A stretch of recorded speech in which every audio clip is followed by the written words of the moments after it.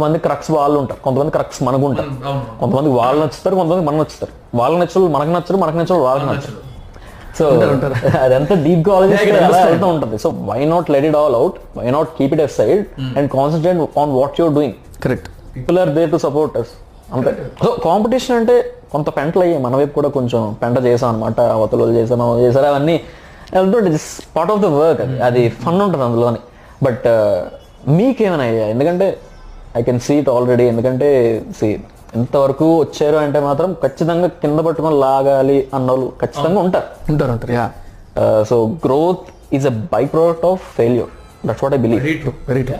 So అలాంటి failure, like failure అని కాదు, ఇట్స్ కైండ్ ఆఫ్ బ్లండర్ కానీ లేకపోతే ట్రిగర్ అయిన పాయింట్ కానీ ఎక్కడైనా ఏదైనా ఉందా?